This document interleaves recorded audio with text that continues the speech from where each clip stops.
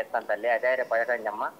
మంచిది నాన్న, దయచేసి అమ్మా చాలా మంచిది అన్న. థ్యాంక్స్. అమ్మా వచ్చి కలుస్తామమ్మా. మంచిది నాన్న. ఉం.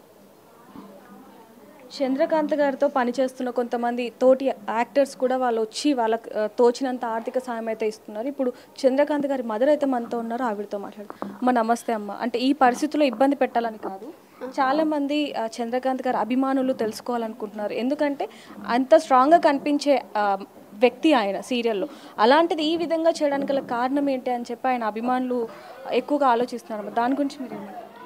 ఏం అర్థమైతే లేదు. ఆయన అట్లా చేసుకున్నాడంటే అర్థమైతే లేదు కదా నాన్న. మేమేం చేయగలము? ఆయన ఇంటి పట్టుకుండకపోతే షూటింగ్ పోతుండే, వాళ్ళు సపరేట్ ఉంటారు, నాది నేను ఉంటా, వాళ్ళది వాళ్ళు ఉంటారు. నాకు ఎట్లా తెలుస్తుంది చెప్పండి? ఇప్పుడు ఆయన చిన్నప్పటి నుంచి ఏ విధంగా ఉండేవాళ్ళమ్మ మీతో? బాగుండేవాడు, చాలా బాగుండేవాడు. షూటింగ్ మంచిగా పోయేవాడు. 2 గంటలకు 3 గంటలకు వచ్చి అమ్మ అని కొట్టేటోడు. పెళ్లి కాకముందు ఇష్టపడి పెళ్లి చేసుకున్నాడు. మంచిగా బతికినోడు వాడు. ఈ భక్తులను కలిసి నుంచి ఈ సంసారం అంతా ఇట్లా అయిపోయింది. అంత మంచి వ్యక్తి ఈ విధంగా అవడానికి కారణం పవిత్ర జయరామే. అంతనే కరెక్టే కదా. చిన్న చిన్న పిల్లలు కదా నాన్న. ఆమె కంటే 20 ఏళ్ళ పిల్లలు ఉన్నారు. ఇప్పుడు వీళ్ళు ఎట్లా బతకగలుగుతారు? వాళ్ళ కిరాయిళ్ళు, ఆమెకు పిల్లలు ఎట్లా చదివిస్తారు, ఎట్లా పోషించుతుంది? ఈ రోజులల్లో చదువులకు ఎన్ని పైసలు అవుతున్నాయో మీకు కూడా తెలుసు కదా. మరి ఎట్లా బతకాలి వాళ్ళు? అదొక సాయం అడుగుతున్నాం మేమంతే. ఆ పిల్లలకి ఏమన్నా విధంగా సాయం చేస్తే మీ దయ అంతే. కానీ మా కొడుకును మేము బదలం చేసుకోవాలని ఏం బాధ లేదు. ఆమె వల్ల మా కొడుకు అట్లా అయిపోయాడు. మా కొడుకు చాలా మంచోడు. అంటే ఇప్పుడు సీరియల్లోకి వెళ్ళి ఆయన దాదాపుగా 3-4 సంవత్సరాలు అవుతుందమ్మా, ఎక్కువనే అయింది. అయితే ఎప్పుడైనా డబ్బులు తీసుకొచ్చి మీకు కానీ లేకపోతే శిల్ప గారికి కానీ ఇవ్వలేదు. ఆయన ఇంటి ఖర్చు కట్టుకు ఇచ్చేసిండు దానికి, కానీ ఇవ్వలేడు. ఇంకా ఆయన ఏం చేసుకున్నాడో తెలియదు. ఇంకా బయట భర్త భార్య అన్నట్టుగానే ఇంటికి కిరాయి కట్టోడు, ఇంటికి సౌదాలు ఇప్పించేటోడు, మళ్ళీ ఫీజులు కట్టేటోడు, అన్ని పిల్లలకు చూసుకునేటోడు ఆయన. అంతే అమ్మా. అంటే శిల్ప గారిని కొట్టినప్పుడు ఆవిడ మీకు చెప్పినప్పుడు మీరు మాట్లాడారా? నేను మాట్లాడాలంటే నాకు చెప్పనీయకపోతుండే. వాళ్ళు భార్య భర్తలు అన్నప్పుడు వాళ్ళు అక్కడ కొనాకుంటారు, నేను ఎక్కడ ఉంటా. ఇంకా ఆమె కూడా దాచిపెట్టుకుంది. నా ఆమె కూడా నాకు వస్తాడులే, ఎప్పటికైనా మారుతాడులే, నా భర్త ఏడున్నా సేఫ్టీగా ఉండాలని ఆమె అనుకుంది. కానీ ఇలా అయిపోయింది. అంటే వీళ్ళిద్దరు పవిత్ర జయరామ్ అలాగే చంద్రకాంత్ గారివి కొన్ని వీడియోలు వస్తూ ఉంటాయి యూట్యూబ్లో, వాటిలో. మరి అవి చూసినప్పుడు మీకు ఎప్పుడు అనుమానం రాలేదా? వీళ్ళిద్దరు వచ్చింది కానీ మా వాడు మాకు అనుమానం వస్తేనే మా కొడుకుని తిడితేనే ఆమెను తిట్టే వరకు నాతో మాట బంద్ చేసిండు. మీతో మాట్లాడట్లేదు అసలు? ఇప్పుడు 2 నెలల నుంచి మాట బంద్ చేసిండు. ఆమెను తిట్టినా నేను ఒకసారి, మా ఆయన కూడా తిట్టిండు. మాకు ఇట్లాంటివి నచ్చాయి పెళ్ళాం పిల్లలు ఉన్నాక అంటే ఆయన మాట బంద్ చేస్తుండే. కానీ మమ్మల్ని ఏమనలే. మా కొడుకు ఒక మాట కూడా మమ్మల్ని తిట్టలేడు. మా కొడుకు చాలా మంచోడు. అసలు ఆమె వల్ల ఇట్లా అయిపోయింది అంతే. దానికోసం మీరు చివరిసారిగా మీ అబ్బాయితో ఎప్పుడు మాట్లాడారమ్మా? ఏం మాట్లాడారు? ఏం మాట్లాడదు. ఆయన బయట వయసు ఆయన 2 నెలల నుంచి నాతో మాటనే మాట్లాడతలేడు. అంతేనమ్మా. యాక్సిడెంట్ అయిన తర్వాత ఏమైనా మాట్లాడారా? యాక్సిడెంట్ అయినాక కూడా మాట్లాడలేను నాతో. మాట్లాడలే. మా ఇంటికే వస్తలేండి నేను ఆమెను తిట్టినాను అంతే. మరి పిల్లల్ని శిల్ప గారిని బాగా చూసుకునే వాళ్ళు? ఒకప్పుడు చూసిండు, చాలా బాగా చూసిండు. ఇష్టపడి పెళ్లి చేసుకున్నప్పుడు చూడ ఇష్టపడి పెళ్లి చేసుకుండు. కానీ ఏమంటే ఆమె కలిసిందో వాళ్ళ సంసారం ఆగపోయింది అంతే.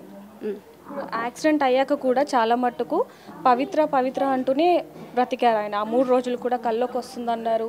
అలాగే కొన్ని వీడియోస్లో అయితే అవి నన్ను రమ్మంటుంది, పిలుస్తుంది అని చెప్పారు. మరి ఆ మాటలు విని మీరు భయపడలేదా? భయపడి మాకు చెప్పలేడు కదా. కాకపోతే నేను 2 రోజులలో నీ దగ్గరకు వస్తాను ముచ్చట మెసేజ్ పెట్టిండంట పెళ్ళాంకు. నాకు ఫోన్ రాదు.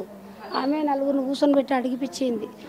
నేను ఎందుకు పిరికివాడినా, నేను ఎందుకు చస్తాను అన్నాడు. అది నమ్మకంతో ఉండిపోయినాం మేము. ఆయన అలా చేసుకున్నాం. అయితే ఇప్పుడు మీరు అన్నారు అంటే నేను పిరికివాడినా చచ్చిపోతాను అని అన్నారు. ఇందాక అంకుల్ కూడా చెప్పడం జరిగింది, ఇది ఆత్మహత్య కాదు హత్య అన్నారు. మరి మీరేమంటారు? మీ కొడుకుది ఆత్మహత్యన హత్య? మాకు అర్థమైతే లేదు. ఆయన అక్కడ పోయి ఏం చేసుకుంటో తెలియదు. మరి కాళ్ళకు బట్ట ఎందుకు కట్టుకుంటో మాకు అర్థమైతే లేదు. మా కొడుకుది ఎక్కడ తోస్తలేదు, మాకు అర్థమైతే లేదు. మళ్ళీ మా దగ్గర ఉంటే మేము చూసేవాళ్ళం కదా. ఆయన అంత దూరం పోయి ఆయన చేసుకుంటే ఎవరిని చేసిండా దేనికా మాకు అర్థమైతే లేదమ్మా. అంతే కదా. ఇప్పుడు మన ఇంట్లో ఉంటే మనం చూడగలుగుతాం. ఆయన అన్ని 2-3 కిలోమీటర్ల దూరం పోయి ఆయన చేసుకున్నాడు, నేనేమనుకోవాలా? అంటే ఆయనకి ఇక్కడ ఇల్లు ఉంది, భార్య పిల్లలు అందరూ ఉన్నారు. మరి ఎందుకని ఆయన సపరేట్ ఒక ఫ్లాట్ తీసుకోవాల్సిన అవసరం వచ్చింది? కేవలం పవిత్ర కోసమే అంటారా? పవిత్ర కోసమే తీసుకొని అక్కడ ఉన్నాం. పెళ్ళాముండే, పిల్లలు ఉండే, తల్లి ఉండే, తండ్రి ఉండే. కాకపోతే ఏడనో ఉండని తీయ అన్నట్టుగా కూడా సంతోషపడ్డాం. కానీ ఏం చేసిండ్రో తెలియదమ్మా. అంతనే ఇప్పుడు మాకు కొడుకులు లేకుండా అయిపోయారు, వాళ్ళకి తండ్రి లేకుండా అయిపోయాయి, దానికి మొగడు లేకుండా అయిపోయాయి. ఎలా ఎలా బతుకుతారు? ఇక్కడ దారుణమైన విషయం ఏంటంటే అమ్మ, పిల్లలకి ఇంకా తండ్రి ఇంకా రారు, తిరిగి రాని లోకాలకు వెళ్ళిపోయారన్న విషయం కూడా ఆ పిల్లలకు అసలు తెలియదు. పిల్లలకు నాన్న అంటే నాన్న అన్నానికి పిలిపించుకొని నాన్న లేడా? అదే వేరే పిల్లలు నాన్నని పిలిస్తే వాళ్ళు ఇట్లా చూడాలి కదా పిచ్చోళ్ళ లెక్క, మా నాన్న వస్తాడు అన్న ఉద్దేశంలోనే ఉన్నారు వాళ్ళు. బాబు కూడా ఇందాక చెప్పడం జరిగింది, మా నాన్న ఇప్పుడు వస్తున్నారు, షూటింగ్ నుంచి వచ్చేస్తా అని చెప్తున్నారు. షూటింగ్లోనే ఉన్నాడు, నాన్న వచ్చేస్తాడు అన్న ఉదయంలోనే ఉన్నారు వాళ్ళు. కొంచెం ఆ పిల్లకట్ట కొంచెం తెలియదు, కానీ పిల్లగానికి తెలివి లేదు కదా. మా నాన్న వస్తాడు, కాల్ చేయి కాల్ చేయి కాల్ చేయి అంటాడు. ఇంకేం చేయాలి? ఏం పట్టుకోవాలి? చందు గారిని టీవీలో అందరు చూసి మీకు చెప్తూ ఉంటారు కదా, మీ బాబు బాగా యాక్ట్ చేశారు, అలాంటివి ఏమన్నా ఉన్నాయమ్మా? అలాంటిది ఏం లేదమ్మా. నేను సరిగ్గా గమనించకపోతుంటే నా పని నాకే తెలుసు. ఎప్పుడో ఒకసారి నాటికే చూస్తుంటే, లేకుంటే లేదు. ఇప్పుడు ఏం లేదమ్మా. ఇప్పుడు మీరు ఏం కోరుకుంటున్నారమ్మా మొత్తానికి? ఏం లేదు, పిల్లలకి ఏమైనా న్యాయం చేయండి. వాళ్ళ బ్రతుకు ఎట్లా? ఏదో ఇల్లు లేదు, సొంత ఇల్లు, కిరాయి ఇల్లు ఉంది, వాళ్ళు ఎట్లా బతుకుతారు, చదువులు ఎట్లా చదువుకుంటారు అన్న బాధ మాకుందమ్మా. అంతనే. అంటే ఆయన అభిమానులు కానివ్వండి, చాలామంది అంటున్నది ఏంటంటే, పవిత్ర జయరాం చనిపోయాక తన వల్లే చనిపోయింది ఆవిడ, అందుకే డిప్రెషన్లోకి వెళ్ళి ఆయన ఈరోజు ఈ స్థితికి రావడానికి కారణం ఆవిడే, అదే పరిస్థితి అంటున్నారు. దాని గురించి చచ్చిపోయినాక దాని వల్లనే అన్నీ మా ఇంట్లో సమస్యలు వచ్చినాయి.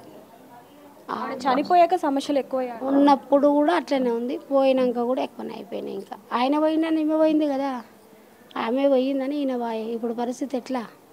అంతే కదా, ఆమె వల్ల వచ్చినట్టే కదా. నా కొడుకు వల్ల కాదు, ఆమె వల్లనే వచ్చింది. ఆమె క్యారెక్టర్ ఏందో నాకు అర్థమైతలేదు.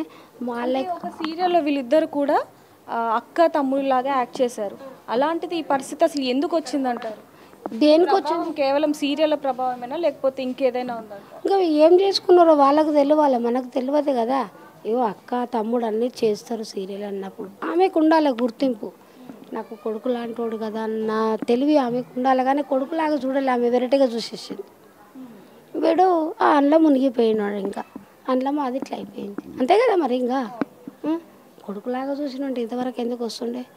ఫ్రెండ్స్ అన్నప్పుడు పోతాము, వస్తాము, మాట్లాడము, తింటాము, ఎంజాయ్ చేస్తాము, కానీ ఇంత ఘోరంగా చేయొద్దు కదా. ఆ పిల్లలు ఉన్నారని నువ్వు ఒకప్పుడు వచ్చి కూర్చొని ఒక రాత్రి కాడు ఉన్నా పర్లేదు, కానీ నీ పిల్లని దగ్గరికి పో అని చెప్తాం. అట్లా చెప్పలేదు. అది నువ్వే ఇక్కడ ఉండాలన్న కాడికి తెచ్చింది వాడిని. నాకే భర్తలాగా ఉండాలా, నాకే ఉండాలి వాడు, పిల్లల్ని చూడొద్దు, తల్లిని చూడొద్దు, పిల్లలని చూడొద్దు అన్న కాడికి తెచ్చింది. అది మీరు ఎంత చెప్పినా వినలేదు, శిల్ప గారు ఎంత చెప్పినా కూడా వినలేదు అంటారు. వినలేదు మళ్ళీ ఈయనకుండా వదిలేసినాము. ఏమో ఒక కాడ ఉండని అనుకున్నాం, ఆయన అట్లా చేసుకుండే. ఇప్పుడు ఇంకా దానికి నేనేం చేస్తా? ఇంకా ఉన్నాడా అని ఒక ధీమా ఉండే, అది లేదు ఇది లేదు ధీమా. ఇప్పుడు ఇంకా లేడని బాధపడాలా, ఏడవాలా, పెళ్ళాం ఏడవాలా, తల్లి ఏడవాలా, వాళ్ళకి తండ్రి లేడు. ఇంకా దాంట్లో మనం ఏం చేస్తాం? ఇంకా ఆమె వల్ల మా సంసారం బయటకు వచ్చేసింది. ఇప్పుడు మా కొడుకు మాకే దక్కకపోయిండు. ఇప్పుడు ఆమె పిల్లలు అంటే 20 ఏళ్ళు అయిన నా పిల్లలు ఏం తెలియదు కదా. దేవుళ్ళ లెక్క పిల్లలు వాళ్ళు, తండ్రి అని ప్రేమ లేకుండా అయిపోయి కరే కదా. ఇది సొంత ఇల్లు అమ్మ? మా సొంత ఇల్లు ఇది, మేము కట్టుకున్నాం. అది భార్య భర్తలం కట్టుకున్నాం. అంటే ఇప్పటి వరకు చంద్రకాంత్ గారు ఎక్కడ ఇల్లు కట్టలేదమ్మా? ఏం కొనలేదు. అంటే ఈ ఇండస్ట్రీకి వచ్చాక ఎక్కడైనా జాగా కొనడం కానివ్వండి, కొంచెం డబ్బులు వెనకేయడం, ఇదేమి చేయలేదంటారా? కొనడము డబ్బులు అంటే వాళ్ళు సపరేట్గా ఉన్నారమ్మా. వాళ్ళు సపరేట్ ఉన్నప్పుడు నాకేం చెప్పలేడు. ఇప్పుడు 5 ఏళ్ళు 6 ఏళ్ళు అలాగే అయ్యి వాళ్ళ సంసారం కోసం నా దగ్గర ఎప్పుడైనా ప్రేమతోని మాట్లాడదామన్నా చెప్పలేడు. దానికోసం నేను ఎట్లా అడుగుతా? ఈ రోజులలో ఖర్చులు ఎక్కువ ఉన్నాయి కదా, ఏం సంపాదించగలుగుతాం మనము?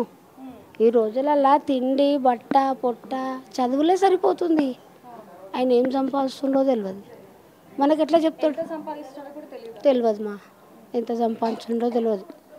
ఒకప్పుడు పెళ్ళి కన్నప్పుడు చెప్పటోడు, గిన్ని సంపాదిస్తున్నా, ఈ 10,000 వచ్చినాయి, 9,000 వచ్చినాయి, ఒక సీరియల్ తీసి. ఇప్పుడు మొత్తమే లేదు. ఇంకా అలా ఏం చేసుకున్నారో తెలియదు నాకు. అంతే.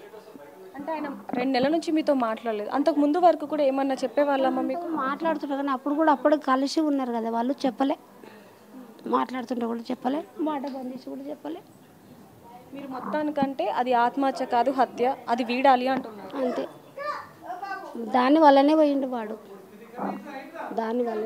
దానివల్ల పోయిండు. కానీ ఆ కాళ్ళకి ఎందుకు బట్ట కట్టుకుండా అని అనుమానం వస్తుంది మాకెందుకు. అయినా ప్రశ్నిస్తున్నది అదే. ఆ, అయినా దానివల్ల చచ్చిపోయాడు అనుకో, అంతెత్తు చెత్తెత్తు మంత్ అంటే కాళ్ళకి ఎందుకు బట్ట కట్టుకున్నాడు?